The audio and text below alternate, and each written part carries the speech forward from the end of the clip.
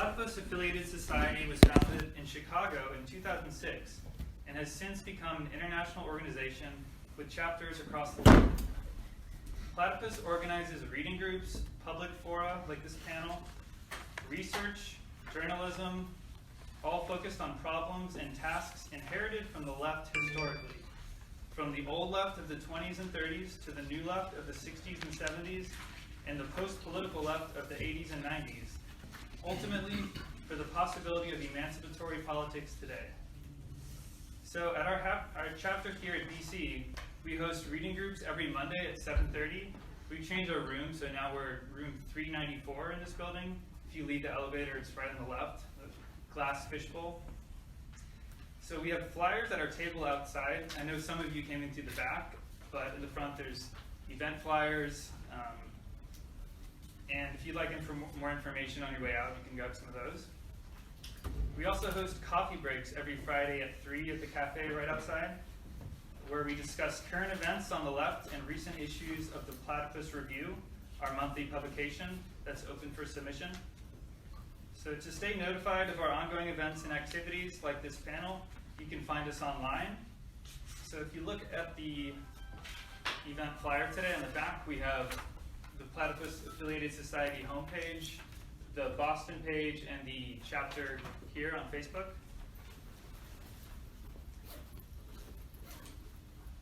And you can also access our PR, the Platypus Review, the monthly publication, online.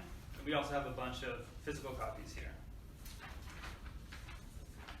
So you may have heard our slogan, "The left is dead, long live the left." We believe that the improbably, but not impossible, reconstitution of the emancipatory left is an urgent task, that the future of humanity depends on it. It is our conviction that we can't understand the crisis we are in today without understanding how we got here. To that end, Platypus is the only group on campus that takes the history of the left seriously and critically. Our panel today will demonstrate the importance of hosting the conversation that otherwise would not happen. You may have read the panel description, which is in the inside of your flyers. So I won't read it out loud, but I'll say a few words introducing the event: freedom in the Anthropocene. So the term Anthropocene developed recently as a way to periodize the era since the Industrial Revolution to today as a new geological epoch.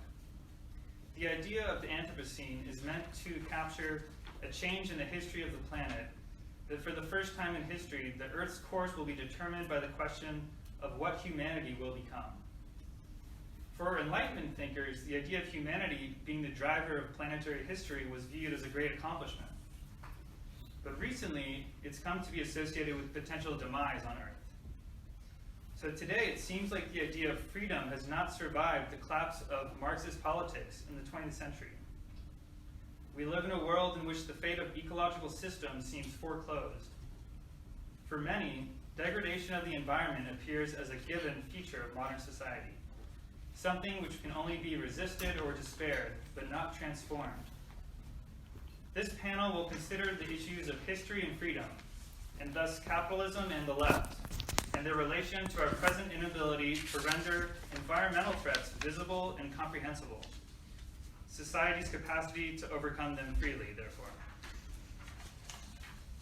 So today's discussion will focus on different interpretations of the left's failure to lead society in dealing with the deepening crisis of planetary change, addressing such issues as the growing phenomena of climate activism, Green New Deal politics, the Extinction Rebellion, and more. So now to introduce our panelists, from left to right, we have Nafis Hasan of the DSA, Democratic Socialists of America. We have Richard Rubin of Platypus, Linda Thompson of the Green Party, and Alexander Dallasera, unaffiliated. And I'm your moderator, Will Stratford. So I ask that every one of the panelists please speak up, as we don't have a mic. I think it should be fine, the room's not too big. But still, as a moderator, I'll be looking out, so in the audience, raise your hand if you can't hear, and I'll ask them to speak up. In terms of format, each panelist will have 10 minutes to give opening remarks. So panelists, please try not to go over that so that we have plenty of time for Q&A. And I have this 2-minute sign that I'll hold up to let you know when it's been 8 minutes. So after opening remarks, the panelists will have 2 to 3 minutes to respond to each other if they'd like. Then we'll open up for Q&A discussion.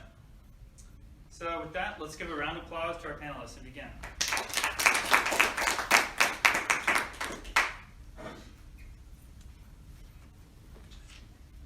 Okay, guess I'm going first.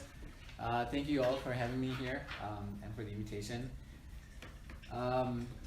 So before I begin with the question at hand, I think it should be made clear that Democratic Socialists of America, they identify as a broad-tent leftist organization. There's a long range of social democrats to communist anarchists in the organization. However, what is relevant here is the DSA's eco-socialism work. I'm not sure how many of you are familiar with the tenets of eco-socialism, but let me just refer to it real quick. That was decided in the Bellum Declaration of 2007. It was formed by a group of eco-Marxists, especially Joel Koval, Michael Lowy, and Ian Angus, who described eco-socialism to involve a revolutionary social transformation of needs by a profound shift away from quantitative and toward qualitative economic criteria, and emphasis on use value instead of exchange value. These aims require both democratic decision-making in the economic sphere, enabling society to collectively define its goals of investment and production, and the collectivization of the means of production. So why is this important? Because currently, as Will mentioned, that there is a lot of talk about Green New Deal politics, and the DSA has staked out a leftist interpretation of what the Green New Deal should look like. And the 7 guiding principles of that eco-socialist Green New Deal state to decarbonize the economy fully by 2030, democratize control over major energy systems and resources, center the working class in a just transition to an economy of societal and ecological care, decommodify survival by guaranteeing living wages, healthcare, childcare, housing, food, water, energy, public transit, a healthy environment, and other necessities for all. Reinvent our communities to serve people and planet, not profit. Demilitarize, decolonize, and strive for a future of international solidarity and cooperation. And lastly, redistribute resources from the worst polluters with just and progressive taxes on the rich, big corporations, and dirty industry, as well as by diverting funds away from policing, prisons, and our government's bloated military budget. Okay, so with that out of the way, I think what I'd like to talk about is a little bit why we are here, right? How did we end up in this place? And specifically what the left has failed to address in decades of organizing is they have failed to recognize the environmental catastrophe that we have been barreling towards. So to begin with, I'd like to point out that, historically Marxist philosophy has largely been used in a Promethean manner. There has been many sorts of industrialized supposed socialist governments from the Soviet Union to Cuba, which, well, Cuba is still mostly agricultural, but I'll talk a little bit about it in a little bit as to why that was an issue. What the problem is as John Bellamy Foster recognizes in Marxist ecology, is that largely Marx's environmental work was ignored for the most part, and this is necessarily, there was a large debate called the Dialectics of Nature debate that started in the Soviet Union and continued throughout in Western world through the Frankfurt School under Adorno and Horkheimer, right? The idea of dialectics of nature was supposed to describe our man's relation to nature, and that is the central tenet of what eco-socialists or eco-Marxists try to claim. Basically, the idea is man's relation to nature exists through its labor, right?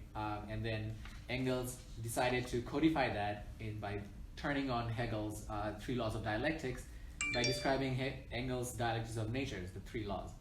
And can't really read them on top of my head, so I'm just going to refer to my notes real quick. So the 3 laws are the law of transformation of quantity into quality and vice versa, the law of interpenetration of the opposites, and the law of negation of the negation. So these are all terminology that have been, borrowed from Hegel. And while Hegel had originally used dialectics to describe movement in history and the formation of thought, Engels and Marx both applied it to the material world, because for Marx, the idea is only manifested in the material. So therefore, the material world comes first. However, as Helena Sheehan points out, the problem was with Engels' use of the vocabulary that led to so many questions. And in the end, what happened in the Soviet Union is that there were different strains of thought about what it exactly meant to be a dialectical materialist. There were folks who were idealists and there were folks who were mechanists, right? So one believed in the existence of material a priori to the idea of thought, and the other was vice versa. I'm sure you're all supposedly familiar with Lysenkoism, because if you talk about dialectics of nature or Marxist science, you cannot really talk without mentioning Lysenko. Lysenko's problem was not necessarily that he had a bad philosophy. It was a combination of factors that coincided with his meteoric rise within Stalin's administration that sort of helped him codify his own take of dialectical materialism. So what was Lysenko's problem? Man, so many notes, sorry.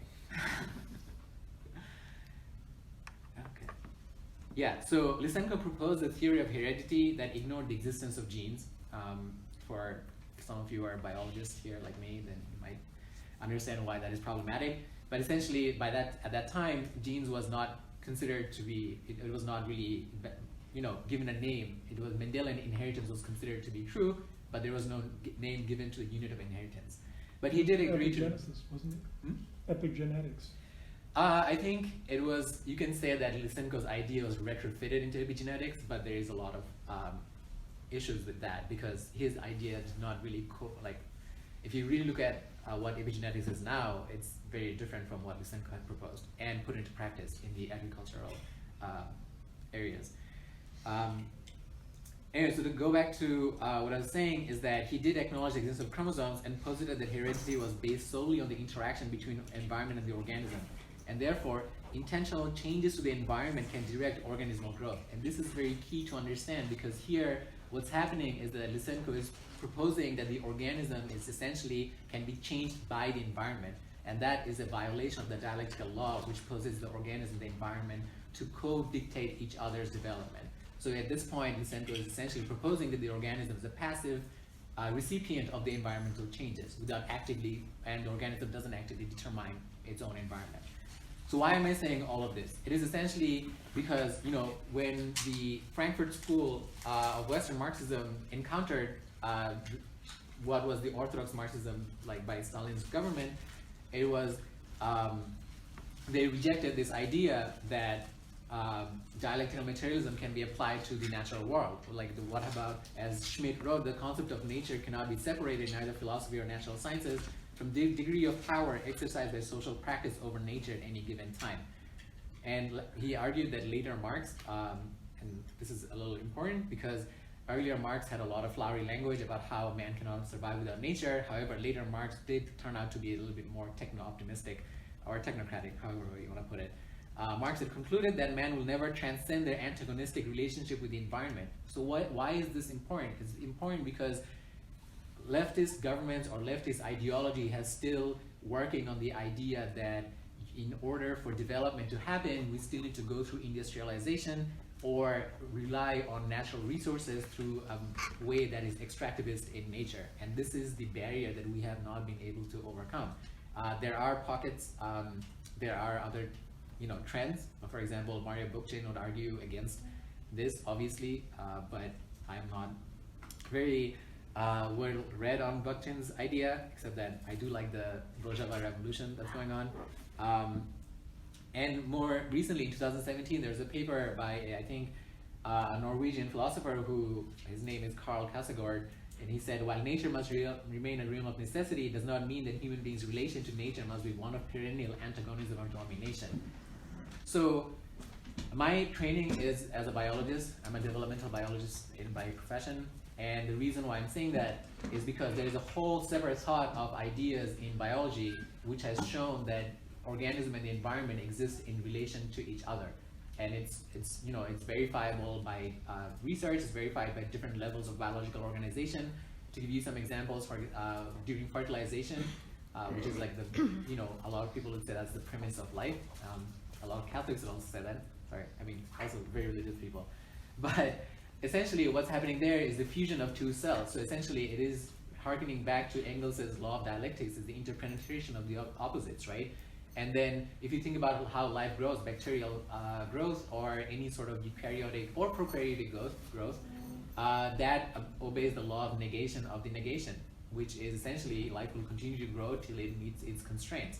So essentially, the dialectical worldview is the same as the naturalist worldview, and from my perspective, these two have not been integrated, and that's why we are here at the climate crisis today. I think I'm going to stop there.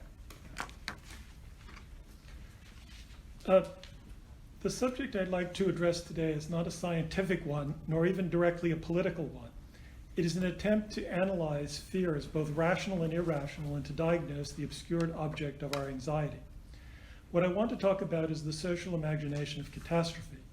I shall therefore take it for granted that anthropogenic climate change is a serious problem, and that the immediate proper rational response to this problem is to cut back on the emission of carbon dioxide and other greenhouse gases. Leaving aside a noisy, tiny, but politically influential minority of climate deniers and skeptics, I will treat the mainstream discourse on climate change of everyone from the center to the far left, however hyperbolic its rhetoric may occasionally be, as rooted in scientific fact. I will therefore focus on the problem and focus on the responses of those who acknowledge its seriousness. I will also not address the question of exactly how urgent the problem is or how catastrophic the consequences of leaving it unaddressed or insufficiently addressed or addressing it too late are likely to be. Rather, I want, for example, what I want to talk about actually is the social and political imagination that I believe lies behind the rhetorical strategies that anthropogenic climate change represents an existential challenge that is sui generis in character and must upend all our hitherto existing notions of politics. What strikes me about this is that an extremely radical rhetoric is being employed for the goal of enacting rather bland reformist politics. The world as we know it, we are told, is about to end in a few years, but that's why we need to elect Democrats who will enact the Green New Deal. There is a disconnect between the catastrophic rhetoric and the reformist mildness of the proposed solution. In fact, there are actually three quite different rhetorical strategies surrounding climate change prophecies of disaster that, although logically incompatible, are sometimes held by the same people or mixtures of these different positions. The first mainstream position is to simply assert the need for a vigorous regulatory response within the framework of both industrial civilization and capitalism. The second response, I call that the liberal, the radical environmental response, is to indict industrial civilization itself. The solution to anthropogenic climate change is, in this view, nothing less than a radical transformation of the relationship of humanity to nature. Finally, there is the socialist view, which, like the radical environmental view, accepts the need for profound systemic change, but which, unlike the radical environmentalist view, puts the blame squarely on capitalism rather than industrial civilization. To avoid ecological catastrophe, according to this last view, what we need is socialist revolution. I will from now on refer to these as the liberal, the radical, and socialist positions, with an awareness that these terms are chosen for the sake of brevity and are all problematic. For example, although the radical environmentalist position is indeed radical in the sense of going to the root or a supposed root, it is not radical in the sense of left wing. Indeed, I would argue it is fundamentally a radical right-wing response rooted in a hostility to the Enlightenment, modernity, and even humanity itself. In this respect, a certain type of environmentalist thought seems to be more compatible with fascist ideology than with socialism. Marxism, however, has always based its deliberately anthropocentric vision of a liberated future in a faith in the possibility of human control over the natural world. Although I am much more sympathetic in principle to the socialist perspective, it suffers from an awkward logical flaw. If in fact nothing short of socialist revolution can save us from ecological catastrophe, then we're almost certainly doomed, since if the crisis posed by anthropogenic climate change is as pressing as is frequently changed, then the prospect of socialist revolution in this time frame appears extremely dubious, except to the most deluded enthusiasts. Actually, however, most of the people who hold the socialist position will in practice also defend the idea of struggling for precisely the same reformist goals that those whom I have described as holding liberal positions advocate. Now, in fact, of course, the existence of a worldwide socialist federation and a global planned economy would in fact make the problems of anthropogenic climate change very easy to address, whereas the present capitalist world order of sovereign nation states makes the problems difficult to address, precisely because of the political and social character of the world order, and not because of any fundamental technical or scientific reasons. This is, in fact, the highly important rational kernel of the socialist critique of the liberal view. As long as capitalism survives, the future of humanity remains in doubt, because capitalism is, as a social system, globally irrational, even if as it perfects its instrumental rationality in limited and fractured realms. Our entire capitalist civilization is permeated, as Marxists have long recognized, by local hyper-rationalization and global irrationality. Everything can be subordinated to instrumental rationality except the whole.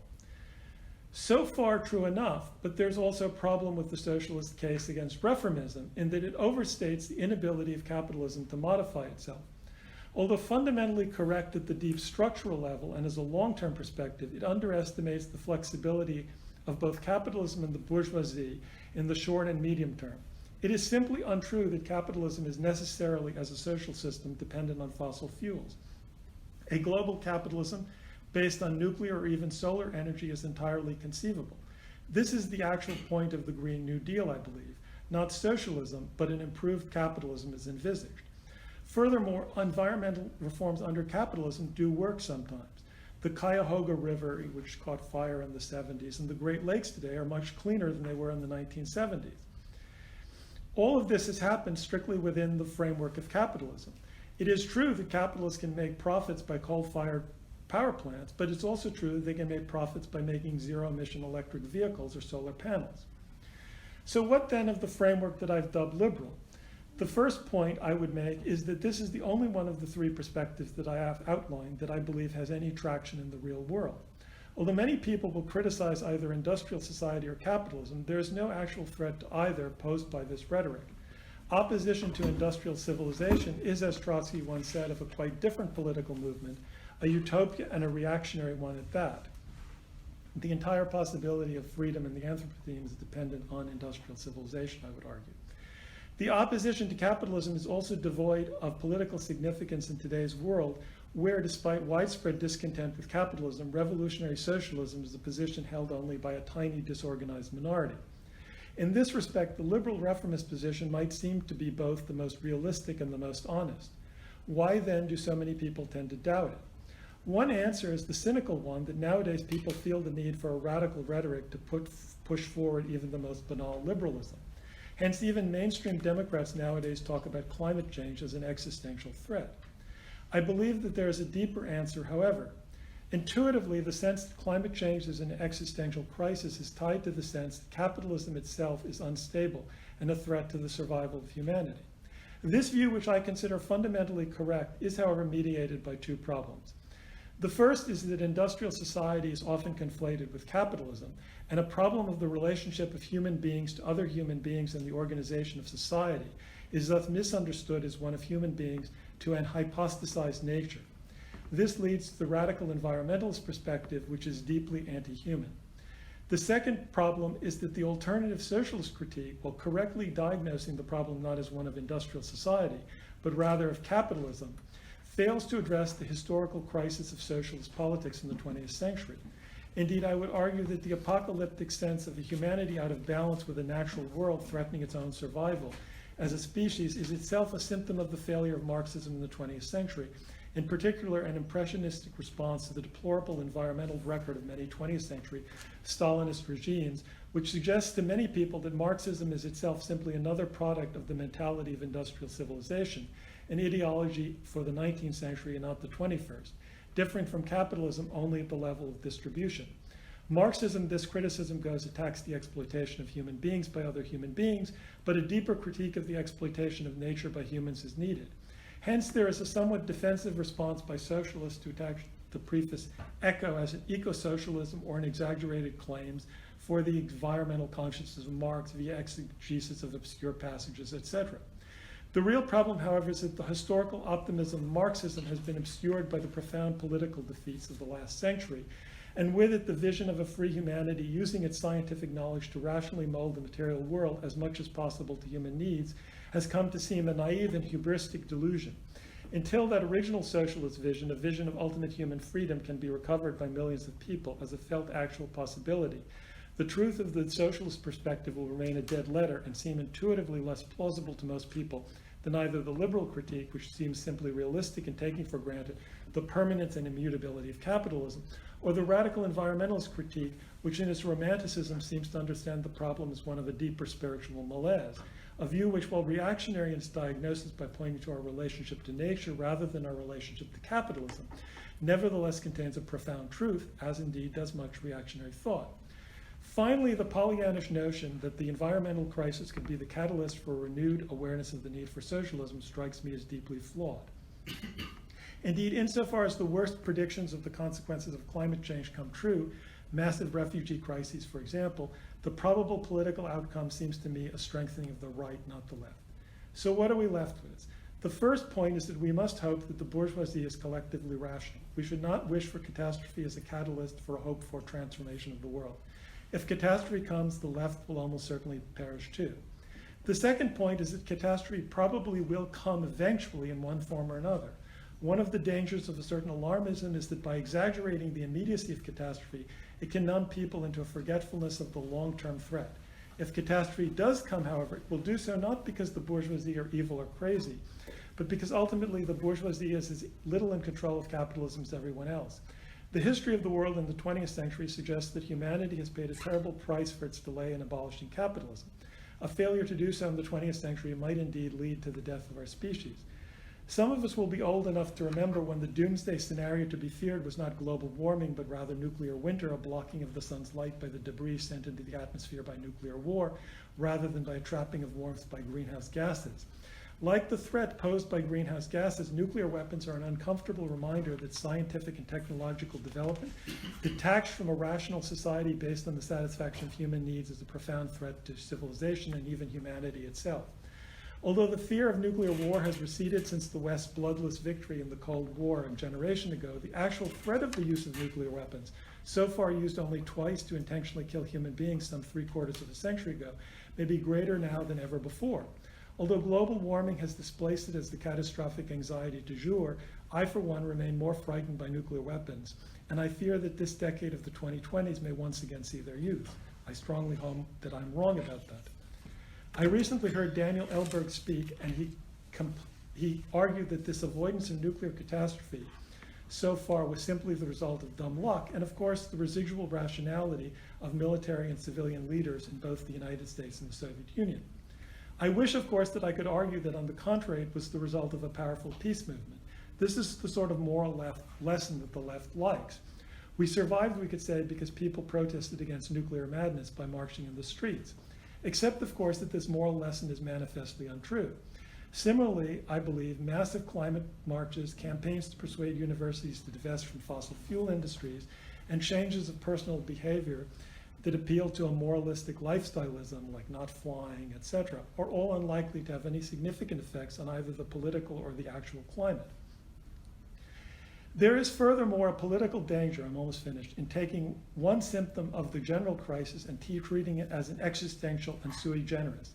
If climate change is an imminent threat to the future of humanity and trumps, pun intended, all other political considerations, then the argument will be made that we must make political common cause with any political force, aka Democrats, who seem to espouse a basic rationality about the issue rather than denying the problem. To reject this capitulationist logic will then be denounced as ultra-leftist and deeply irresponsible. This emotional blackmail must be resisted. I will stop now, though, and wait for the conversation.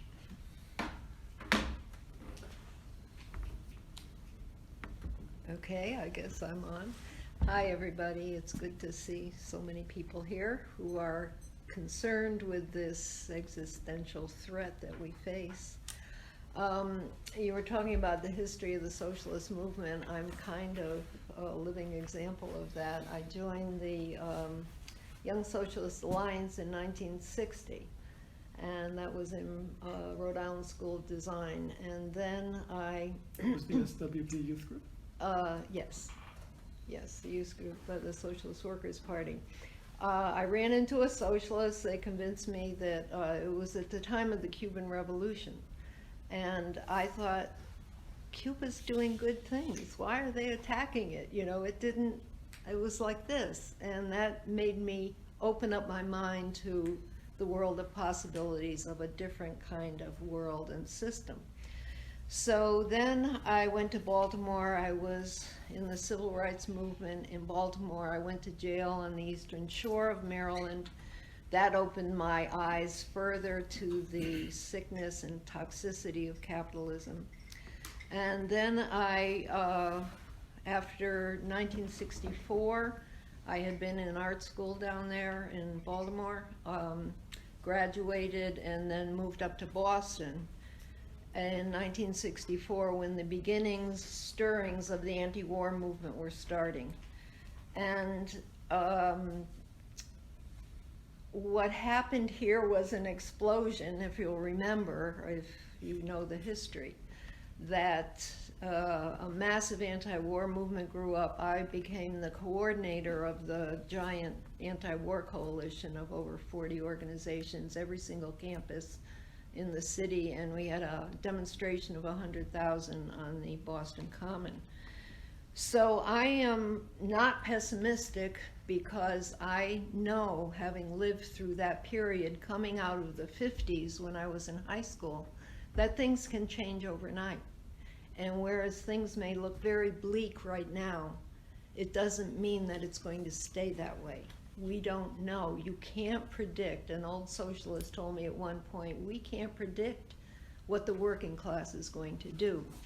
It moves. There's been suggested as a 40-year period of radicalizations, but again, it is unpredictable. But I'm just living through that period where things changed overnight, and we really thought we were on the way to revolution. We really believed it. It didn't happen. It was squashed by the carrot and the stick, actually, repression and buying off people, but it wasn't time. So that is why I've maintained my belief, principal belief. I believe that you can't work within the two major parties. I was asked by Kevin, why did I transition from the Socialist Workers' Party to the Green Party? And I actually didn't. I went into another group. After the SWP degenerated, I went into the Socialist Action, and I thought they were sectarian, so then I went into Solidarity, which I am in now, which has numerous tendencies, and I don't feel it's sectarian. And I made the transition to the Green Party as a socialist because mainly of Peter Camejo. If you know of him, he ran with Nader in 2000 and 2004 as his vice presidential candidate. And Peter was a fantastic organizer, a fantastic speaker, very principled, always anti-war. He came from Venezuela.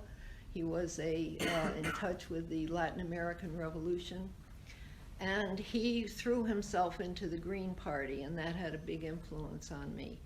When I joined the Green Party, they were not socialist. And I was okay with that because most of the leadership was socialist, as a matter of fact. And secondly, they were principled for not working in the two major parties, saw the need to build a third working class party, and were consistently anti-war and anti-racist and pro-working class for an over 20-year period when all these other people were buckling and selling out and going in and supporting every Democrat that came up every 4 years. I saw that they stood their ground and didn't cave in, and are still not caving in. And that was why I could feel that they were very compatible with me. I also saw that the Green Party was going in a left-wing direction, and I was convinced that it would have to, given the crisis in our society. So I was right, because over 2 years ago, the party decided that it was eco-socialist, felt that their kind of socialism was on a higher level than a lot of the sectarian Marxism. And we're in the process of developing that. There are numerous tendencies and discussions going on and controversies and all kinds of things, but it's a good place for socialists to be. Now, I'm still a socialist because I wrote a series 30 years ago. I wrote a series of articles for Socialist Action magazine or newspaper. A series of 5 articles, which I have brought today, and I went back to them and took them out and looked at them. I've reproduced them for you today if you would like to have one. And reading through it, I was appalled because everything I laid out, from the depth of the problem, the extent of the problem, the cause of the problem, whatever, nothing has changed. Nothing has changed. And I went through the evolution of society, beginning with primitive communism, on through Engels. I would recommend, if you haven't read Engels' Family, the Private Property and the State, read it to see how society evolved from primitive communism through slavery onto feudalism and into the capitalist dilemma that we have before us now. True, it was a problem of industrialization and capitalism, but then we saw the same problems developing in the Soviet Union, and I have a section in my articles on the Soviet Union. I can't go through the whole thing today. I would just encourage you to buy it, because when I returned to what I wrote, I thought, this lays it all out. This is it. And I still believe that we have to end capitalism. I don't see any way to control it. They can't control it. And we have not been able to control it, and the liberal answer has not worked. If you have a 60-year perspective on the movement like I do, you'll see the futility of this panic every 4 years to support the lesser evil. It's getting ridiculous, people. I was going to go into a lot more about health. Let me just mention something on the health issue that I don't think is being confronted. If you look at industrial accidents, office sick building syndrome, and so on, most of our health problems are not inevitable. They're because we're being poisoned in one form or another, either on the job or in our schools or wherever. The corporations are making us sick, and they're passing on the cost of health care to the working class. And that's why now they're beginning to talk about maybe a Medicare system for all, but it will still be up to pay for it. Instead of taking the money for health care from the corporations, we have got to fight for the money coming from the military budget and from the corporate class and the wealthy. That's what we need to fight for. Now, is this realistic? Can we save the world? Can we save the planet? My feeling is very strongly that the mistake that has been made by the left is capitulating to the 2 major capitalist parties in this country. This country is the determinant of what's going to happen in the world. And when you have an entire left, every organization, either a left organization, socialist organization, or reform organization, instead of building for 60 years a working class party, they've been voting for the lesser evil or abstaining by being too pure. I'm going to say from the elections. And this has gotten us into the dilemma we are in now. And how can you justify it for 60 years? Now there's a letter out to the Green Party from Noam Chomsky and Barbara Ehrenreich, and probably a lot of you have seen it, begging the Green Party not to run in this election. Let me tell you, we originated the Green New Deal in 2009. The Democrats picked it up in 2019. We started campaigning for Medicare for all. They're just picking it up now. So even if you say, well, the Green Party can't win, there is a reason for it to exist, because we bring the entire spectrum to the left. We force them to confront what the real issues of the working class are.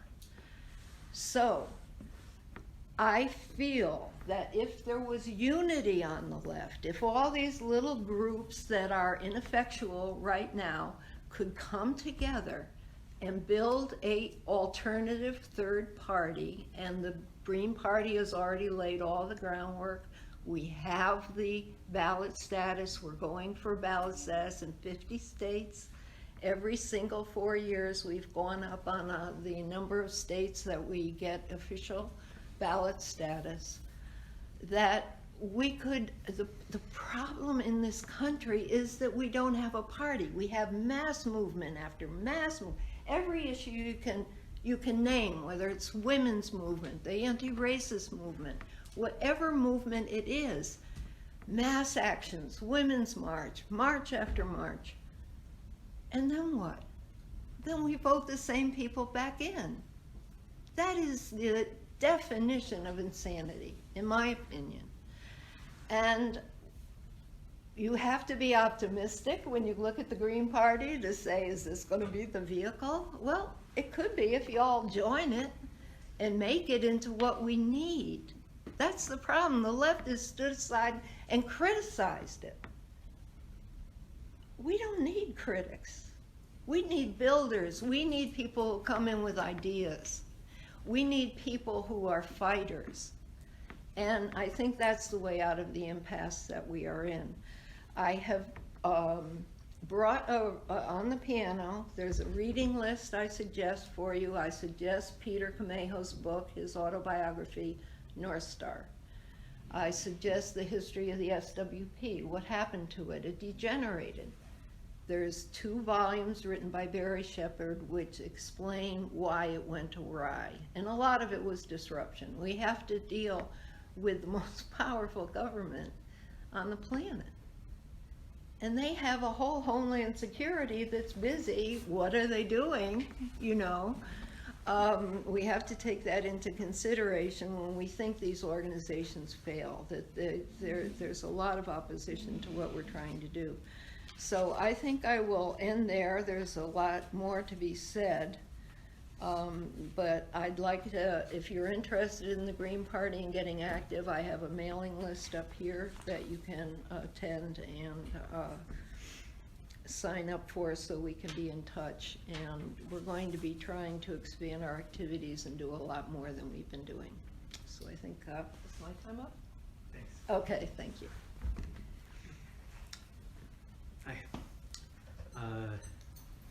I don't come from any public-facing political party or group. I'm just going to offer a viewpoint, one of many, see what you have to say about it. Thank you, Will, for putting this together. I think in our fight against fascism, the struggle, we must present a united front of many of our particularist groups, even if we have internal disagreements. I will always be there for the united front until it is no longer possible to do that.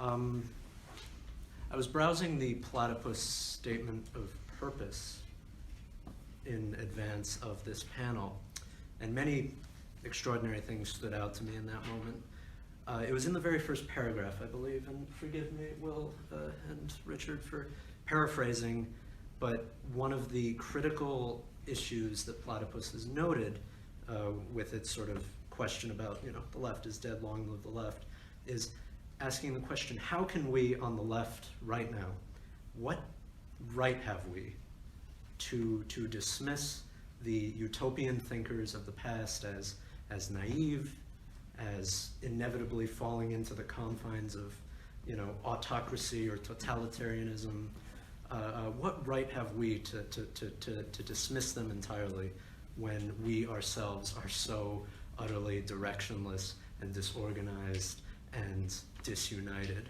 when the forces of the far right, the radical oppressive center, fascism, what have you, are looming so ever present in our daily lives? That is, I think, one of the great failures of the left to address this climate issue and this sort of catastrophe, if you will. We've forgotten that it's possible to be utopian, or at least historical in our thinking. We've forgotten what it's like to look back and read what the historical figures have said. And that said, I don't have any answers for the climate crisis, right? I'm not a scientist. I think there's great, if the scientists say the water level is going to be this high in X amount of years, that's what it's going to be, and there's no reason to doubt that. And we must deal with the crises that emerge from that. However, I don't know if that can be done in the confines of the state, right? So what we see is, and I'm drawing on both Benjamin and Zizek in this moment, we see these cycles. We see a state emerge out of some, political consolidation or a divine right of a king or whatever you have. And that state grows in power and grows in force, and maybe there's a revolution. Maybe the state is overthrown. But then there's a counter-revolution, and then another state simply emerges and falls in line, and it's still the same kind of violence and forces from above against the working class, against the people, against the suffering of the masses, and all of us, against the suffering of our souls, if you will. There's the old question of what do we do? What are the solutions? The list that our friend from the DSA gave in the very first panel of solutions, I think, are admirable and realistic, and we should fight for those solutions, Green New Deal, whatever, as long as we can. And yet, a viewpoint I'm going to offer is maybe not a solution, not a realistic viewpoint, if you will. I want to raise the question of how we respond to the, I hate to say the inevitable, but to the untold sufferings that are going to emerge from climate displacement, drought, everything from office health syndrome, the asbestos, whatever you have, the floods, the waves, any number of imaginable sort of catastrophes that can and will emerge from this industrialized human global world. As I said, united front among all parties and affiliations to fight for that. If that sort of inevitably fails, what do we do? And this is not a wish for that to fail, right? I want to be very clear with that. The panel presentation offered the question of doom and hope as, I think, two alternative viewpoints. And I, with due respect, maybe reject that dichotomy. There certainly is doom on the horizon, but I also see that there can be a world of hope in how we respond. I arise, as you may or may not have guessed, from a train of thought that originates with Kropotkin, and a train of thought that might have been called at one point anarcho-communist. I also am influenced by figures like Georges Bataille, who, against the traditional anarcho-communists, note the need for sort of sacredness and enchantment and ritual in fighting fascism in our small sort of groups and sort of local communes as we fight to survive. And many see this arising from a what do you call a sort of utopian viewpoint. They say if anarcho-communism, if mutual aid is so biologically natural and inherent to humanity, why has it failed? Why have we given into the forces of egotism and oppression, and why have all societies sort of fought to quash these motions? And I say to this, it hasn't failed. Mutual aid, we see it in nature. If any of you saw that viral video that was going around the internet recently of the fox and the badger figuring out how to get under the highway, that's mutual aid at its finest. And I'm not a sort of biological determinist by any means, but I do think it is inherent. Cooperation is inherent to our socialization and being as humans. We see this in our friendships. Our friendships don't need the state to endure. Our relationships, many of our romantic relationships even, are questions of how do we engage with each other as people on an interpersonal, intrapersonal level. We can build a sort of, I think, a utopian, response to these horrors that we're all seeing. That does not necessitate the state, that does not necessitate the electoral process as we know it.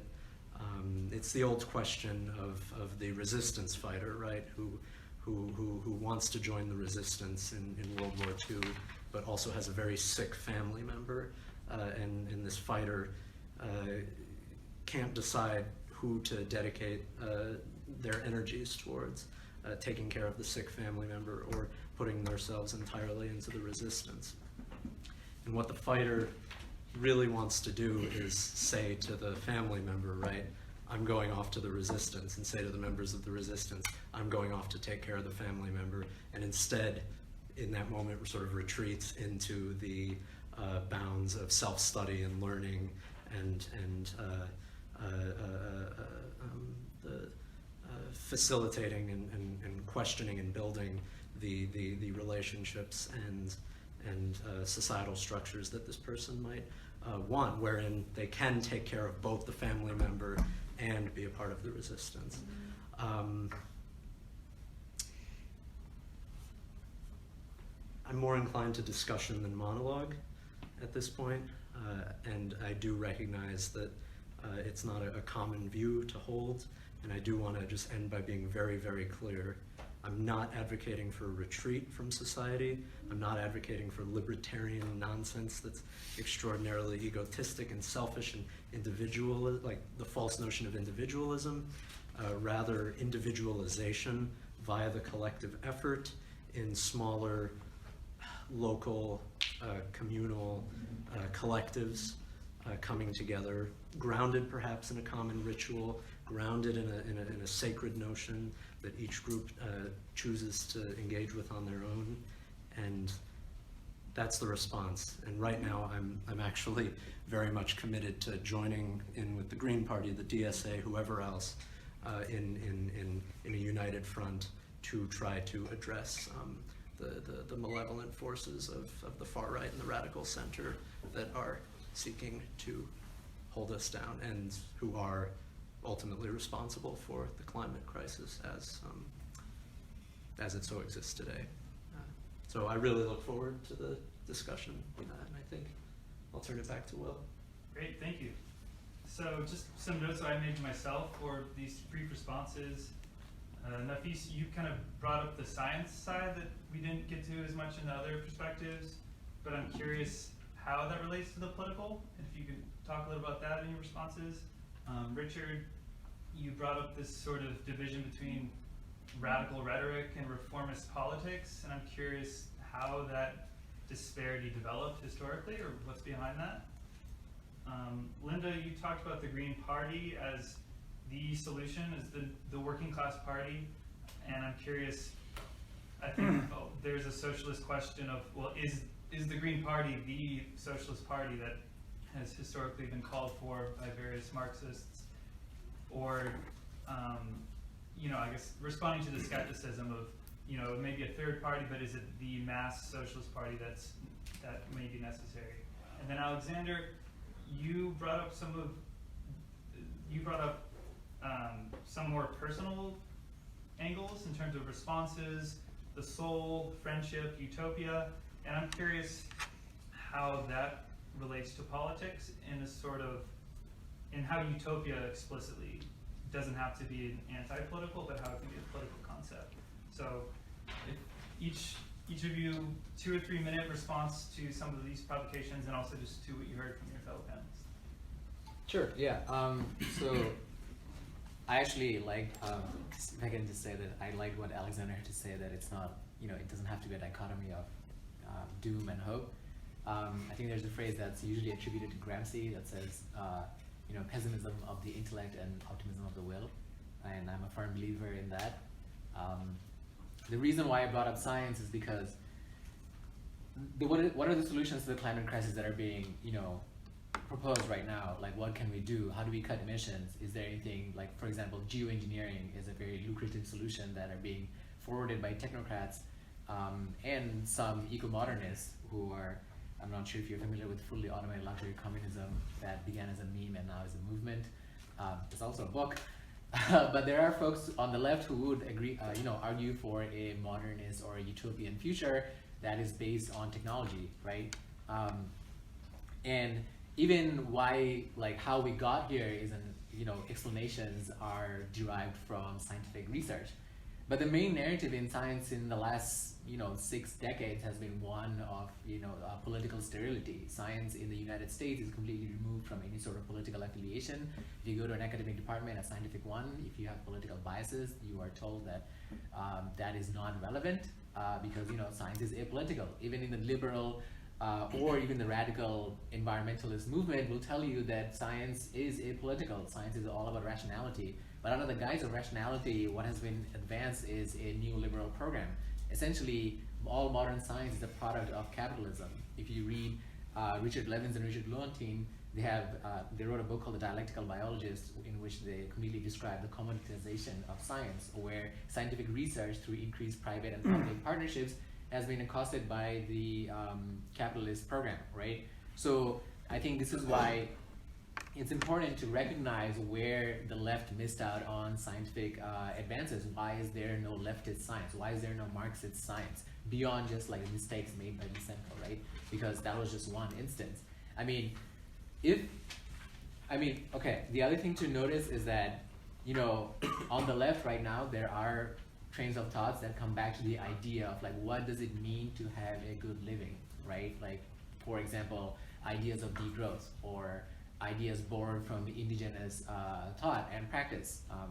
And how does this relate to what we can propose as solutions to climate change is that all of these ideas are hinged on the same premise as a Marxist premise, is that your relationship with the nature is one of a dialectical one, and that's why I brought that up. So this disconnect represents the disconnect between theory and praxis, and as Marx would have it, you need to have unity of theory and praxis for any sort of Marxist movement.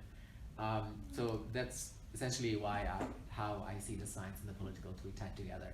If the solutions to climate crisis, such as cutting emissions, need to be based on science, they also need to be understood in a political context, because you cannot just remove it.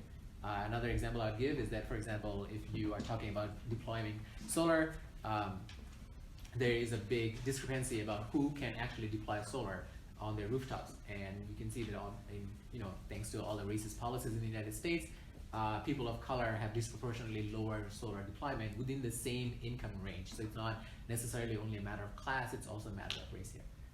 Yeah, thanks. So I have a brief comment for each one of my panelists. So first of all, it's interesting you brought up dialectics of nature. And that's the John Bellamy Foster, right, about dialectics of nature. Mm-hmm. So that's an interesting argument. So I want to say, first of all, I'm not necessarily a fan of the book Dialectics of Nature. But second of all, I don't think that the problems with environmental policy in Stalinist regimes had anything to do with philosophy. I think they had to do with, number one, bureaucratic incompetence, and number two, lack of democracy. And I don't think that philosophy, I think the problem with Lysenko is a combination of pseudoscience backed by state power, and again, not fundamental philosophical problem. I think that I am actually, would defend what the position you described as Promethean, like a classical Marxist position. I think degrowth is a non-starter as a political position because most people on the planet are miserably poor and it offers nothing to them. I don't think that the idea of going to a pre-industrial society is even viable. I think that it's fundamentally a utopian position that can't be implemented as any practical political policy. So I think that the question is fundamentally how we make industrial civilization, which is in fact the basis of freedom and the possibility of a liberated society for all human beings on the planet, how we make that function in a way that doesn't threaten itself, threaten humanity, right? And that to me is a matter of implementing a global rationality as opposed to the partial rationality of capitalism, right? So it's a kind of classical defense of kind of Enlightenment rationality and as Marxism is the continuation of that. So in response to the question of the state, so I also like your talk, I like the tone of it. So the problem with what you're saying is that any immediate solution to climate change involves the state. It involves state policies. And in fact, one of the main problems that we have in the world is that there are a plurality of states, right? In other words, the problem would be much more easily addressed if you had a single state, obviously a socialist state, but even a single global capitalist state, the problem would be easier to address because it's the plurality of states and the issue of nationalism greatly exacerbates the problem, as does capitalism. So one of the great crimes of capitalism is the perpetuation of the nation state. So on the Green Party, so full disclosure, I have voted several times for the Green Party, and I hope to vote again because it will be the only option to the left of the Democrats on the ballot. But I would also say that in voting for the Green Party, what I feel the Green Party does, and you kind of alluded to it, is it's not really an independent socialist politics. I don't see it that way. I see it as a left-wing pressure on the Democrats. In that sense, it doesn't seem to me fundamentally different from the DSA, which operates within the Democratic Party. So I don't really see that much difference between somebody voting for Bernie Sanders or voting for the Greens. Except that I personally loathe voting for Democrats. Okay. All right. Well, I'll take that as some of the questions were directed about the Green Party. It's in transition. It's malleable. So the only thing I can say, it's not what I want now. Is it the working class party we need? Obviously not. But you have to start somewhere.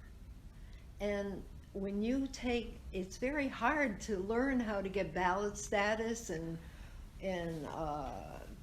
learn the electoral requirements. They have all kind of these restrictions about how you can raise money and everything.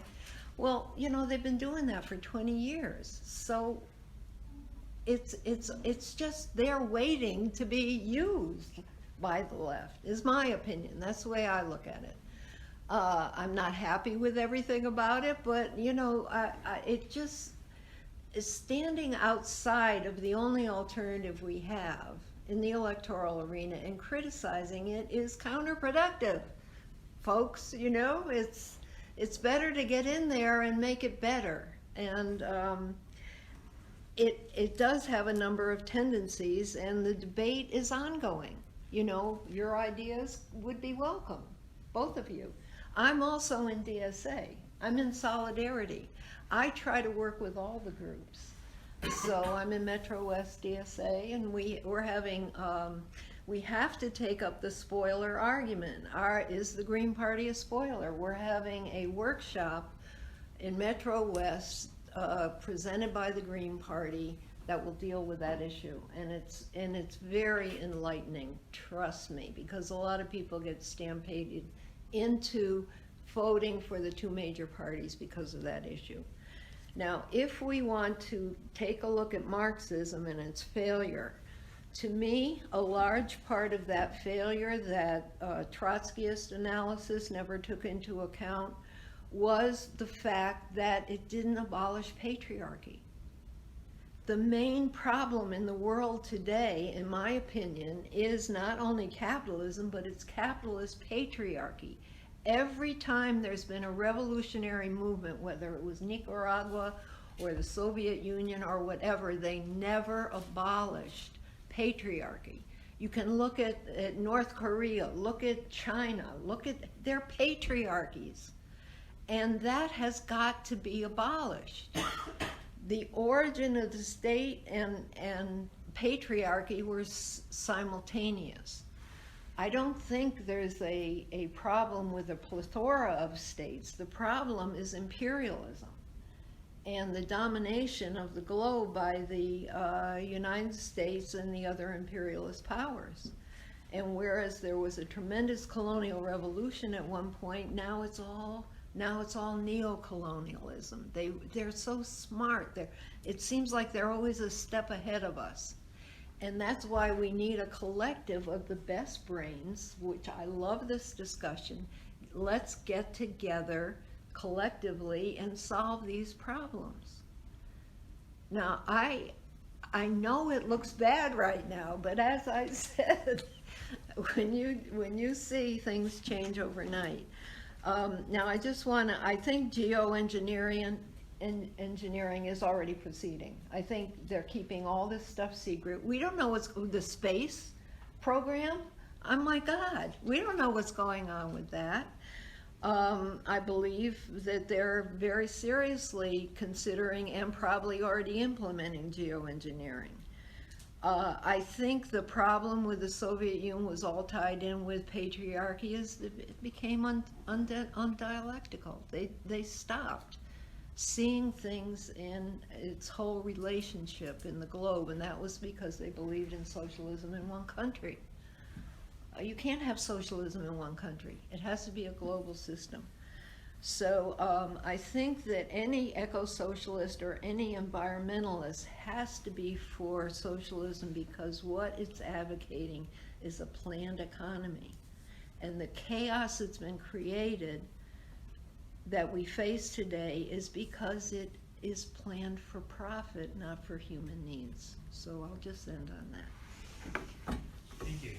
So with that, we will open up for Q&A discussion. We don't have a mic, obviously, so just raise your hand and... No? Oh, I'm very sorry. That's what always happens to anarcho-communists. No worries. Go ahead, my bad. No, you're good. Yeah, I would just, in brief, because I really am looking forward to opening it up to the collective whole. Just thanks to Richard for articulating much more clearly a point I was making about sort of the nation state and the many nation states being one of the great sort of horrors and abominations that has arisen out of the historical trajectory in which we find ourselves. And this is inclusive of the horrors of patriarchy. Add sort of questions of racism, classism into that discussion as well. And what it really comes down to is the nature of our relationships to one another. And I do use the term soul, maybe more personally. I'm aware that's imbued with sort of theological implications that don't apply to maybe even the vast majority of people, or would apply in a different way to many folks than it does apply to me. Really just the freedom to determine those relationships and the rules we want to set for each other in terms of gender and what our genders are and what our sexual relationships are like, and what our communal relationships are like. The freedom to make those determinations. Sort of, I don't know. It's always against, right? It's always against fascism, right? Always against patriarchy, always against authoritarianism. Yeah. Sorry again for interrupting you, cutting you off. So now let's open up for Q&A. Looks like we have 2 questions already. We'll start here and then in back. Go ahead. Hi, everyone. How do you see the revolution? I have 2 questions. So how do you see the revolution actually taking place? So what are the steps, or how do you plan on that happening? And also, as the big meme goes, when a libertarian left revolution happens and an authoritarian government comes in and takes over at the last second, are you at all concerned about that in your plan for, well, not plan, but ideal for a revolution? I'll start. I think patriarchy had a lot to do with the derailing of all previous revolutions. Trotsky said to have a transitional program, you have to engage the masses in transitional demands, that is day-to-day things that relate to their everyday life, with the view of having the long-term demand of overturning the state that exists under capitalism. And I think that what happened in the Soviet Union was there were tremendous freedoms for women. They set up nurseries, and there were going to be communal kitchens and all that. And then when the Stalinism began to grow, they began to negate all that. And women have always been used in revolutions. And then as soon as the revolution is complete, we're sent back to the kitchen. And that happened in Cuba, and there's a tremendous struggle going on. I've been to Cuba twice. There's a tremendous struggle going on in Cuba that was against the homophobia that existed because of the Catholic tradition. And Mariel Castro, who is launching, it was just phenomenal, this wonderful campaign in Cuba against homophobia. But that's coming from the women. And I think in order to complete the revolution, to make it lasting, that we have to include women in the leadership and meet their demands. Same with the oppressed communities. Until they are liberated and their demands are acknowledged in a revolutionary process, it's not going to be a full, complete revolution that leads to liberation instead of further bureaucracy and repression and so on. So that's the way I look at it, and it's a fight. That's the challenge. Are we up to it? Are we going to engage in this? I haven't been able to let it go in 60 years, and maybe I'm just, I don't know, just a Pollyanna, but I don't think so. I still think we can do it, and we have to do it, or there's no hope. You can look at Mars and Venus. That's a whole discussion, but their ozone layer is gone and they're uninhabitable, so we know where that goes. One thing I want to mention that hasn't been focused on is the ozone layer is still a problem. Somehow it dropped out of the discourse. Have you noticed? Like somehow they've solved the problem. They haven't. Just check it out. And we have to be, because that's causing a lot of diseases, the thin ozone layer. They did slow it down, but it's still a problem. So that needs to be more focused on and investigated. Also is a greenhouse gas, isn't it? Lower down. What's that? It is, but I think it's not. Not a major factor. Yeah. But it's also. Could you speak up? What was that, Richard? That ozone is also a greenhouse gas as well. Right. As it's a double issue. Yeah, but then it's used there to, the layer of ozone is not necessarily in the immediate stratosphere. No, they're two different. It's at a lower level, right? The lower level is Okay. the problem now. They've somewhat healed the upper layer, but now they banned the CFCs and they're looking at HFCs, but now the lower level is other chemicals that they think are influencing the lower level. So all I'm saying is let's not drop the issue. It's still a problem. So I guess there are two questions. One is the question of can you have a revolution? Is a revolution inevitably going to lead to some sort of horrible dictatorship in the gulag? And that's a rational fear based on the history of the 20th century. I mean, the question is, what do you see as the future under endless liberal capitalism? Does that really offer a future for humanity? That would be my argument for. But the question, so we're talking about two types of questions, I think. One is a question about like things like patriarchy, socialism, freedom. I don't think that, I think that it is possible that ecological catastrophe can be avoided under capitalism. In other words, that to me seems a different type of problem. It's not a problem of human freedom. It's fundamentally a technical problem. And what needs to be done is quite clearly known. And the problem is politically implementing it, even under capitalism. And a lot of that, I think, has to do with certain private interests of certain capitalists and the plurality of nation states and nationalism and, in certain cases, irrational ideologies. So I think that one has to hope, actually, that climate change is a problem that can actually be addressed under capitalism. Because if not, then things can be really bad. And as I said, if you have, if things get as bad as some of the more alarmist predictions, I don't think that that's going to make people rebel. I think that that's going to lead to fascism, authoritarianism, greater racism, etc. So. Good. That's the point. And I'd just add your question and your response, Richard, there. And it sort of raises our need for sort of maintaining constant vigilance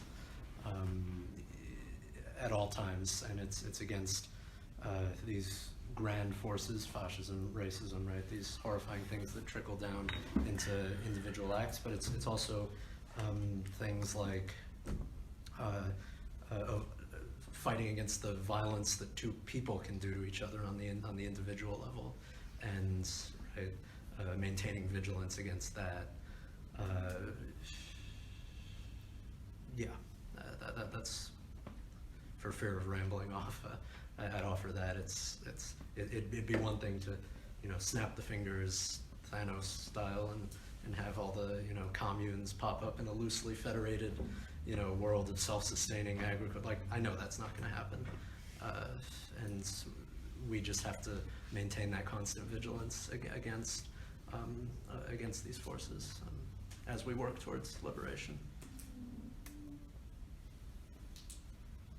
Who was another question? Next question. So, sorry.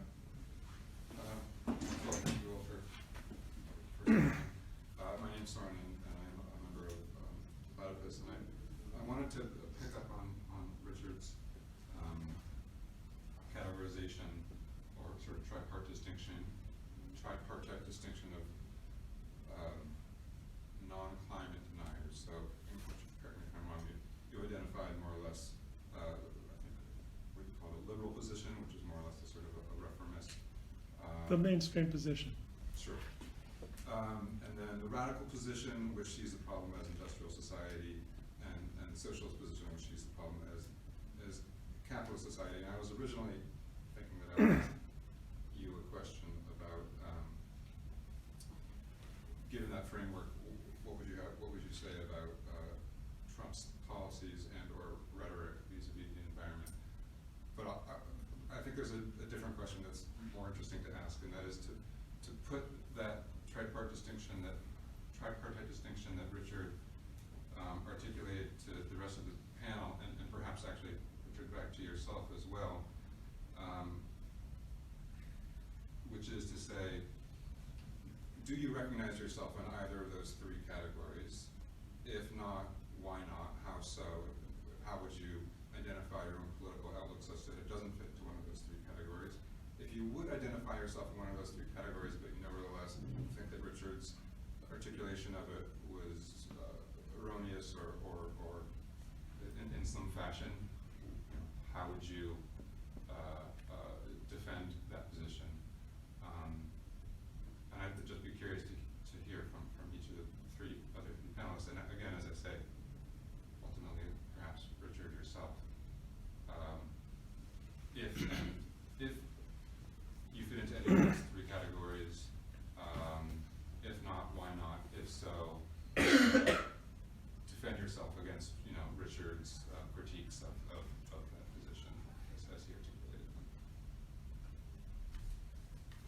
Sure, I can. It's okay. I'd like to go first on this one.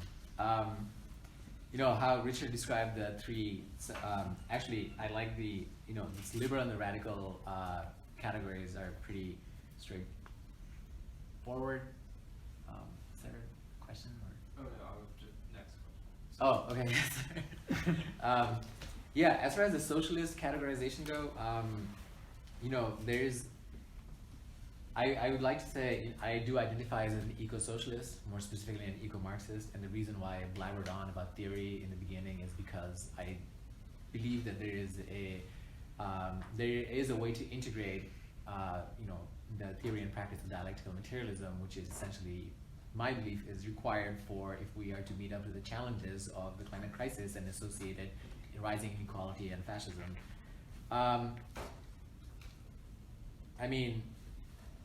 I don't necessarily, I think the question of the question of the nation states is very important, as both Richard and Alexander brought up, because it's pretty clear at this point that Trump's policies of like closing the border is going to be reflected across other developed nations as they see more migrant influx, regardless of whether social democrats or not. Especially Denmark has already shown how racist it can be with its migrant policies.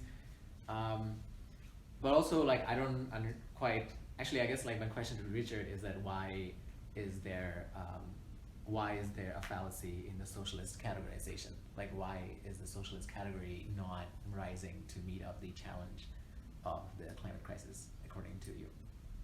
I can answer that. So I identify of those three categories most with the socialists. The problem is that, again, I think that climate change is ultimately a technical problem, and therefore it is perfectly conceivable to me that climate change can be addressed under capitalism, and I hope that it is, because I don't see socialist revolution on the agenda anytime soon. In other words, because of the political weakness of socialism as a goal, I think the only hope of actually addressing climate change within a reasonable time frame lies with the idea that the bourgeoisie is not totally irrational and will take necessary regulatory action to control climate change. And those are, like, all of the UN talks, the Kyoto Protocol, the Paris talks, all of that assumes capitalism. The Green New Deal assumes capitalism, right? I'm not against any of those things happening, but let's call them what they are. Those are assuming the persistence of capitalism. I would rather a world without capitalism. But there are lots of reasons for wanting capitalism abolished other than to prevent ecological catastrophe. And I would want ecological catastrophe to be stopped even before we have socialism, or if we don't have socialism, rather than just waiting for socialism, right? And there's a fallacy and a danger of saying the only way you can address this problem is through socialism, because I don't think that that's actually factually correct, and I hope it's not factually correct. Well, I don't see any contradiction between fighting for everything under the system that we live in. That's what the Green New Deal, I do have, this is the Green Party's Green New Deal and the critique of the Democratic Party Green New Deal, which they stole from us and watered down. The Democratic Party solutions are no solutions whatsoever. And but do you think that they're likely to pass? What's likely to pass? The Democrats who are advocating. No, I think if you look at the history of the Democratic Party, what they do is give lip service when there's a mass movement and enough demand on them, then they'll give lip service. When they're in power, they don't enact what they're advocating. And when they're out of power, I actually think they're more comfortable with the Republicans in power because they have them as an excuse. That's just repeated over and over again. It should be obvious to us by now, but to a lot of people who keep voting lesser evil, it isn't, unfortunately. But I think we have to fight for realistic transition to anything. I'm for solar power, let's fight for solar power, get it everywhere we can. Everything to ameliorate the crisis. But I think that we see the direction that capitalism and imperialism is headed under Trump. I'm beginning to see in the media, and the media is our main problem. We are so controlled and brainwashed. This, what is it, 2 years of electioneering? That's brainwashing, it's all propaganda. They aren't discussing anything anymore, no news. You know things are going on in Venezuela, but we don't hear about it. So, you know, we've got a real problem. Somehow, I think Democracy Now! Does a good job, it goes so far, but I talk to working people, and they never heard of Democracy Now! Democracy Now! Doesn't want to admit that. They're doing a good job, but they need more support, and they also exclude the Green Party because most of them are Democrats. So I think we have to fight for everything we can get under capitalism. I believe, seeing the resistance we're getting and the direction the Trump government is going, that there will be such opposition that the working class will be forced to go into a revolutionary period. Whether that's victorious or not remains to be seen. I think a large part of the working class voted for Trump, so I'm not convinced that there's massive resistance, and I think there's a good chance that Trump will be reelected. But I also want to say that, you know, saying that climate change could conceivably be addressed under capitalism is not to say that that's a reason for keeping capitalism. In other words, like I think that it is fundamentally important for the ultimate future of humanity, like maybe not 5 or 10 years. I think that's like the world's going to end in a few years, is a dangerous distraction to scare people. But I do think that capitalism as a social system is ultimately unsustainable in the long run. Real quick before we... Yeah, actually, I unfortunately have to go. But I did want to respond to something Richard said is, I don't think there's, you know, I agree that there's no socialist revolution at the horizon imminent right now. It is going to take a lot more basic work, solidarity work across the world to build up to that. But I don't think that you can necessarily, you know, address the climate crisis with keeping in mind the idea of freedom for all humanity without abolishing capitalism. And one other thing I want to address is that a lot of the times when the Green New Deal is brought up, it's being discussed at a federal level policy, right?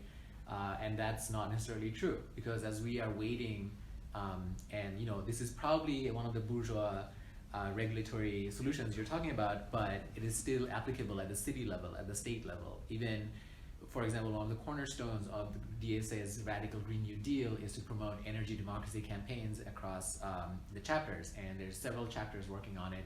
And the goal is to create community-owned energy grids. Currently, I'm sure most of you know, is that your energy is provided by private utilities, right? So one of taking your grid back essentially from the hands of investor-owned utilities does empower workers and the community that you live in. Sure, it's not abolishing capitalism, but essentially it does get us even a tiny bit closer to the ultimate goal of a socialist mode of production, right? Yeah, I think I'm gonna end there, but thank you so much for inviting me. Thank you. Great time Okay, so we have a question in the back and then here, and I'll just ask the panelists to try to keep your answers to less than 2 minutes, just so we can get into all the questions in the next 25 minutes.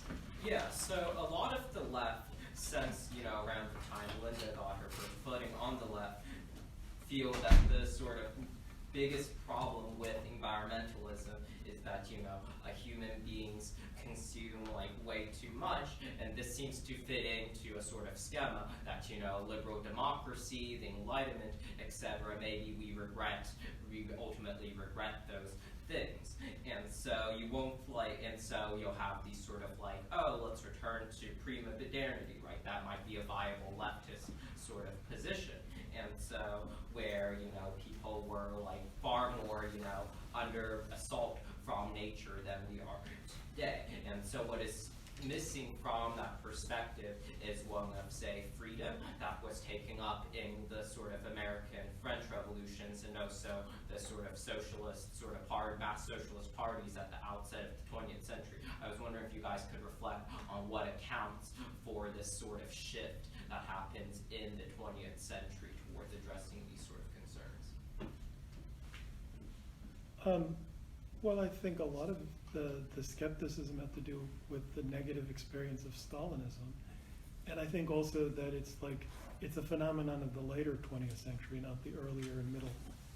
So it's like from the post-New Left and after the breakup from the 70s, particularly on 60s and 70s.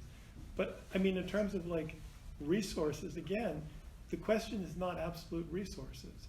The question is, do you imagine that resources can be provided for human beings, like you're talking about energy resources, in a way that is sustainable, right? And a lot of these questions, actually, I will claim, are technical. I mean, there is a political aspect to them, but there's also a technical aspect, right? I mean, one of the consequences of the Industrial Revolution is the energy resources available to human beings and to society were massively increased.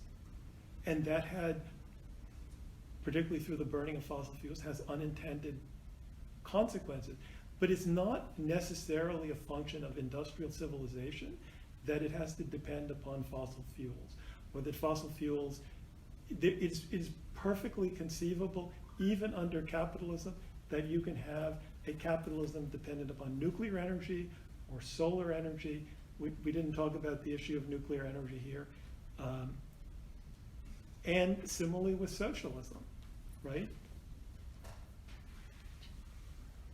You know, you can imagine that in the future that humanity would tap the entire energy. You know, people spoke of a Dyson sphere, the entire energy of the sun. I'm, by the way, not inherently against. I mean, a lot of the argument against geoengineering seems to me based upon a moral hazard argument, that you encourage people to believe in geoengineering and you're avoiding the obvious solution of cutting back on carbon emissions. And again, because of the way society functions, the distribution of any suffering from a transition, right, is disproportionately burdened onto the working class, the poor. The disproportionate victimization of people by the consequences of climate change, it'll be particularly people in third world countries who will suffer the most, right? Those are social aspects. But again, I think that the technical knowledge, right, is fundamentally there. It's a problem of applying it, even under the social system we have today, without a revolution. Okay, I think we have to take up the question of the war budget and the military under imperialism. And just to... And not freedom. Pardon? And not freedom. And no freedom now. We are not making the decisions. There is no democracy in the United States, let's face it.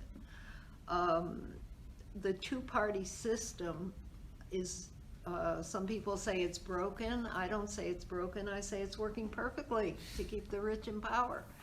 It's just a brilliant system to maintain the capitalist system and the problems we're experiencing. Now, I don't think we can return to a pre-industrial society. I don't think industrialization is the problem. I think corporate industrialization is the problem, with the control of industrialization in a very small minority at the top of society, and with the drive for profits. That's what corrupts everything. They aren't planning for human needs. And even the failed Soviet Union at its best did more planning for human needs than capitalism. And the loss of the workers' state there was a setback for the world revolution that has given us the at least some of the colonial revolutions had the support of the Soviet Union while it existed. Now there's no state support for revolutionary movements around the globe. But anyway, Barry Commoner, which I suggest everybody read, said that restoring our damaged ecosystem would cost hundreds of billions of dollars. Commoner states, perhaps the simplest way to summarize all this is that most of the nation's resources for capital investment would need to be engaged in the task of ecological construction for at least a generation. And instead of the ruling class embarking on such a restoration is going in the opposite direction of further drilling, offshore drilling, and so on, escalating the problem. So until we deal with the question of war, imperialism, and the military budget, the Green Party says that we have to cut the military budget. There's a discussion in the party over it should be 50% or 75%. But the fact is that there's no way we're going to be able to heal the damage and restore the system to a non-toxic way of operating without using the money that is currently in the military budget. And the two major parties are united on that budget. The Democrats have never put up any serious opposition to every time it comes up for a vote. And the Green New Deal that we propose is contingent upon cutting the military budget. Now, are we going to be able to do it? I don't know. It depends on the youth. You know, are you going to embark on the road to independent political action, or just keep succumbing to lesser evil every time there's an election? What the left failed to grasp, I think, at least in the last 20 years, was that to most Americans, politics is electoral. And the left didn't see that. We thought it was mass movements and everything else. And mass action is a big part of it. Organizing demonstrations, immigration, on all these different issues, the Women's March, that's part of it. But when it comes down to deciding who's going to control the state, that's the electoral arena. And the left has to get into it in a meaningful way. And to me, it's independent. So I'll just end there. I've forgotten the question, I'm afraid. I'm sorry. Yeah, do you want to just rephrase your question? Yeah, that it seems a lot of concerns on the left, right, after, say, some point in the 20th century seems to be, if it is about environmentalism, it is about we should, we're consuming too much, we might want to return to pre-modern states of life, as opposed to being tasked by, like, the peculiarly modern notion of freedom that modernity brings. And just to color that question a little bit more, I feel like Richard was getting at this point that we can address the technical aspects of ecological disaster without touching the question of freedom, as socialism has historically addressed it. So that's, I think, one way of also... I would also say, I think historically there's a relationship with the rise of a kind of ecological politics as sort of central to the political imagination, and the sense of Marxist failure, and the sense that Marxism is part of a failed modernist project. So I think there's a direct connection, and I think that eco-socialism is an attempt to split the difference. I mean, I don't object to the phrase eco-socialism, but I think that it's somewhat misleading in a lot of these arguments about how Marxist so-called, the ignored ecological text. I think that those are illusions, and I don't think they matter to the fundamental problem. I mean, so yes, I think Marxism is about freedom. I think that, yes, exactly. I think one can address the ecological catastrophe without addressing the question of freedom. As far as the military budget is concerned, I don't think you can necessarily defund imperialism. In other words, a smaller military budget wouldn't mean the end of imperialism. Also, apparently, the Pentagon takes climate change very seriously. And they have, like, definitely thought about it in terms of war planning, and they see this as increasing the need for intervention and political chaos. So whatever Trump says, the Pentagon takes climate change seriously. So we have a question right here and then one in the back. After that, we might have time for one more, but we'll try to finish right at 6. So if anyone else has a dying question, raise your hand now or in the next few minutes. All right, so 3rd. So I think 3 will be it, unfortunately, but try to get those 3 questions in. Okay, hi, my name's Matt. I'm with the Green Party. I think it was an interesting discussion, but I feel like maybe kind of like from where we are now, it's making me think that maybe we should have defined our terms a little bit more at the beginning about like just like what is the climate crisis and what do we see happening in the next 10, 20 years? Like, for me, it's particularly provoking is this idea that we can have somehow address the climate crisis under capitalism. And to me, this just seems like really hard to conceptualize. So I guess my question to the panel is like, in 10, 20 years, when sea levels rise and our cities are flooded and people are, you know, most of our populations around the world are in cities on coasts or migrating inland, so we're gonna have like people from South Boston camping out on the campus of BC, and we don't have any international trade anymore because you can't, you know, there are no docks for these giant ships that bring us stuff from around the world. And by the way, the crops are failing, so there's no food on the shelves of the grocery stores, and there's forest fires from, you know, Australia to Russia to, you know, California. Like this kind of, to me, it just kind of, everything is pointing towards a massive die-off. Maybe not extinction. I see the Extinction Rebellion things. I think other species are probably already are going extinct. But for humans, even for us, like, is the capitalist class going to accommodate these refugees? Are they going to find an alternative system to feed us, or are they going to build palaces with guards? The latter seems a lot more likely to me.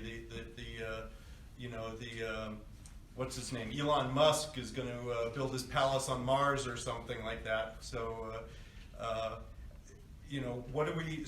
So it's not just a question of the continuation of capitalism as we have it now, but it's some kind of like really dystopian kind of fascism or socialism. And I don't see that, I see that as being kind of foisted on us. And so the challenge isn't, it's not the technology, it's not like we don't know how to like somehow figure out and manage the system. It's not money, which is just a metaphor for managing resources. And we have all this wealth. And it seems to me the question is political will and political imagination. I'd just like to hear. Yeah, I think, go ahead, you have spoken as much as me. I just offer very briefly, this is where I'm aware that my utopianism is perhaps naive, and the question of hope in doom arises. I would say I can hope in the face of these catastrophes and these sufferings that we will recall our what is maybe natural or conditions or whatever, our desire for mutual aid and just helping each other out. And I know that's hopelessly naive, which is why I don't I'm not out there fighting against other forms of leftism or anything. If the dystopian fascist corporate Elon Musk, whatever, comes to being, I'm right there, you know, in the fight, assuming I've survived, right? I think it's here. The dystopian horror is here. Yeah. They're taught. You reread 1984. It just came on Democracy Now. They're destroying the National Archive records they don't like. That's right out of Orwell. It's here. And the impact on the black community, they have been living under fascism for decades. It's not like it's coming.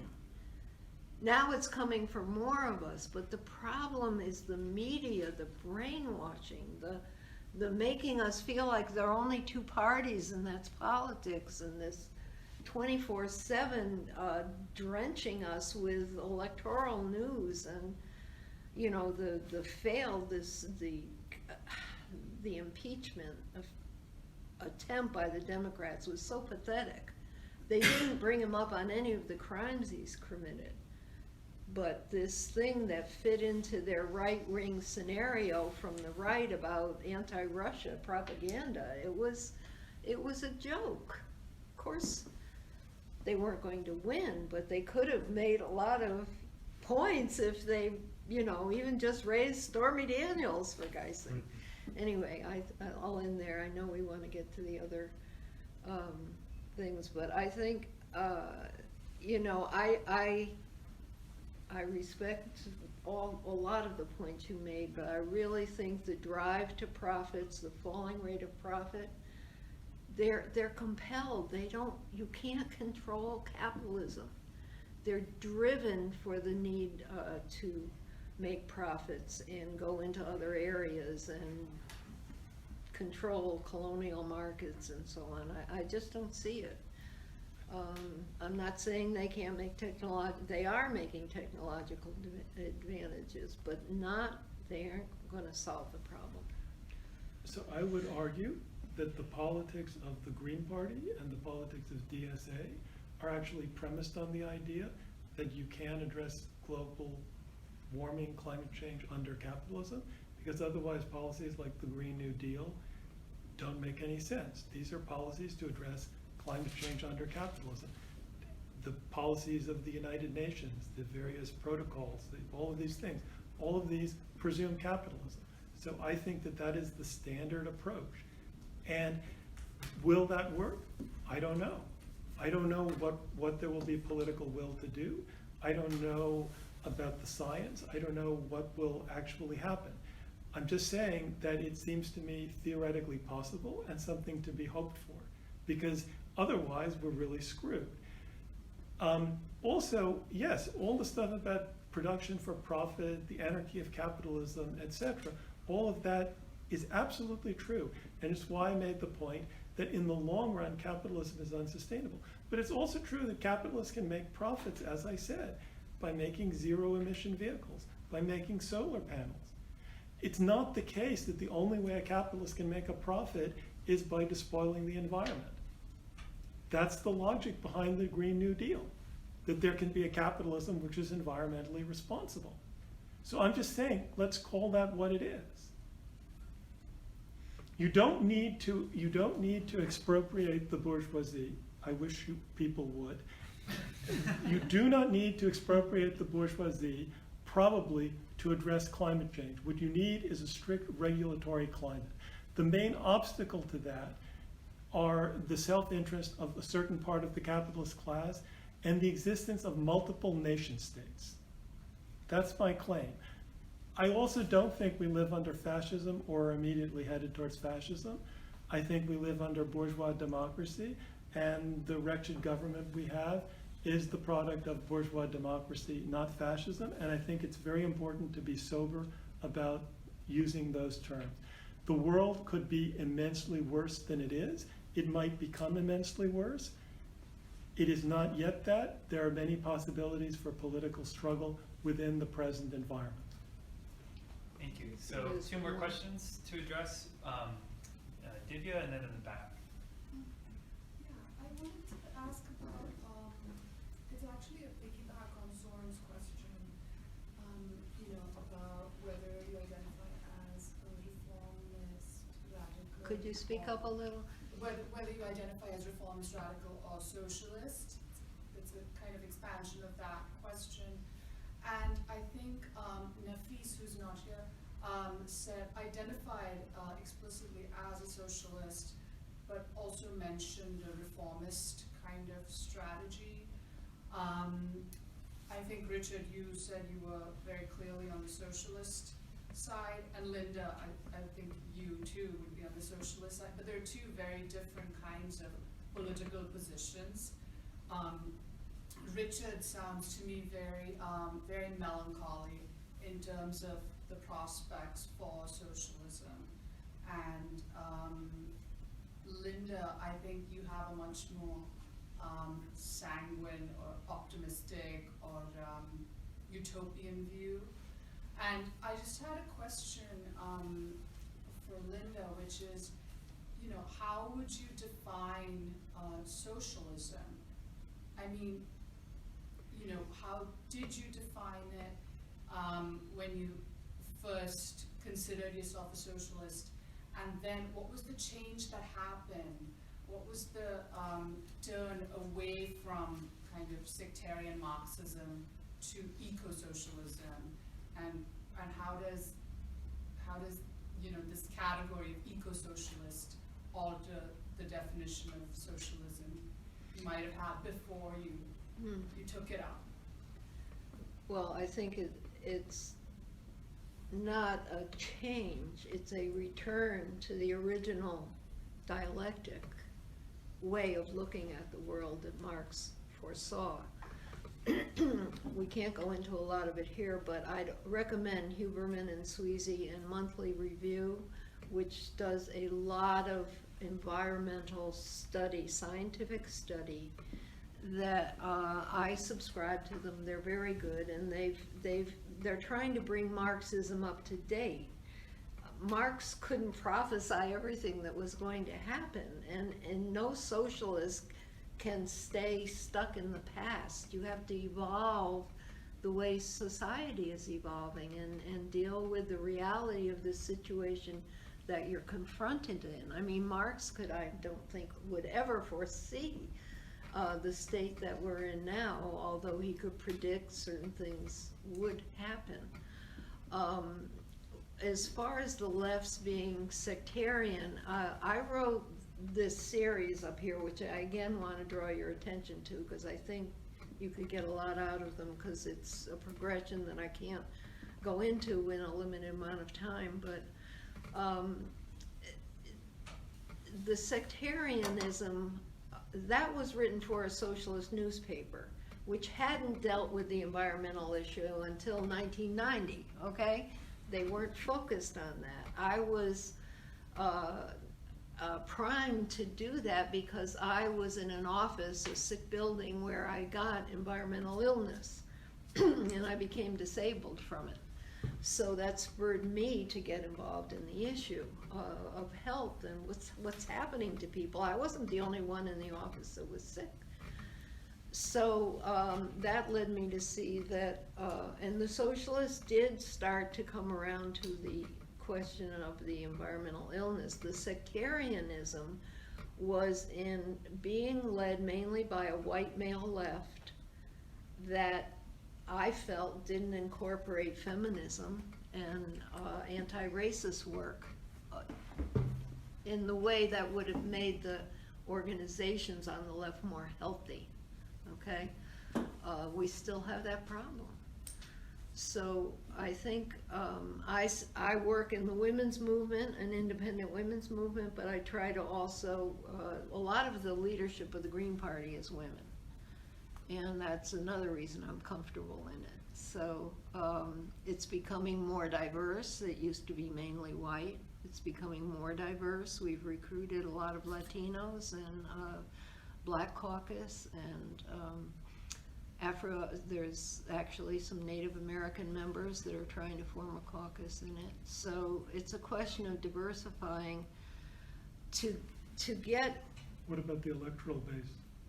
Have you made inroads into non-white communities? I mean, the argument has always been that they're very white in its electoral support. Well, so, sorry, just to make sure we get our last question in Yeah. the last few minutes, I'm going to have to interrupt. Yes. So one more question, and Yeah. if you can just respond in 30-second to 1 minute answers or not at all. Thanks.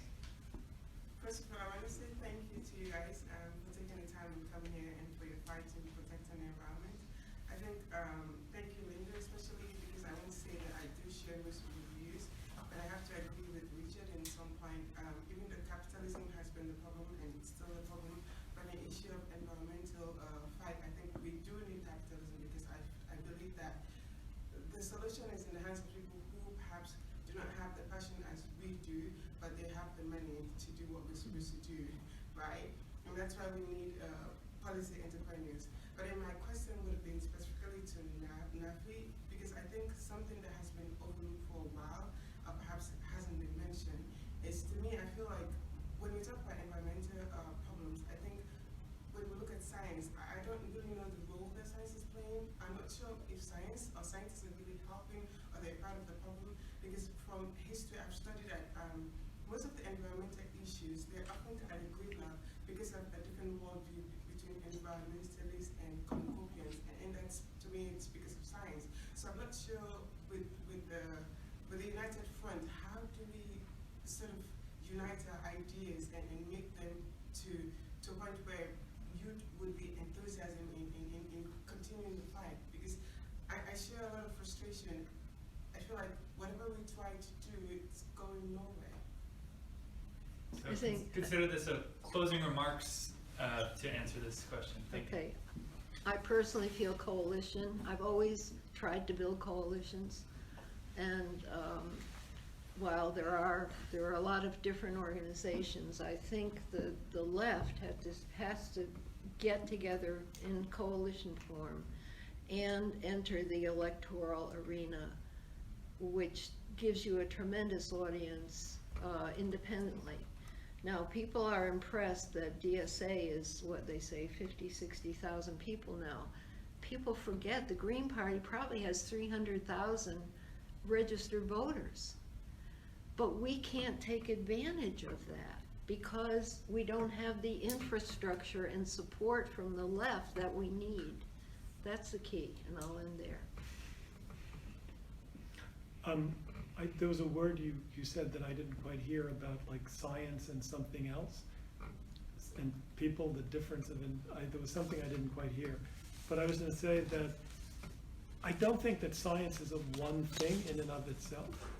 And as I began by saying, I don't think that the specific issue that we were addressing about environmental catastrophe, I don't see it as a scientific question or problem. I see it as essentially a political and social problem of how to respond to fairly well-established scientific facts. And so I don't think that you can, in the first place, talk about just science, period. I think that science is part of society and has many different effects. And again, I don't think that this particular issue is a problem with science. It's a problem with politics, economics, and things like that. Yeah. And with both the speakers here, I think in the complete, maybe concluding mode, coalition, united front, how we can build that energy to fight. I don't know, I wish I had the answer to that. I think a lot of us wish we had one answer to how we can sort of fight in the face of despair. I think by remembering that they are our enemies, want us to be in despair and to be hopeless, is an absolutely critical thing to remember. So, yeah, those two concepts: coalition, united front, towards. I don't know. We'll see. And don't forget my articles up here because. Great. Well, on that note, let's thank our panelists.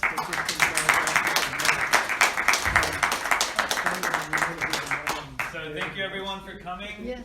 If you want to talk to any of us about events like this or our weekly I didn't know reading who group, recruited people. Platypus, I know talk to both any of us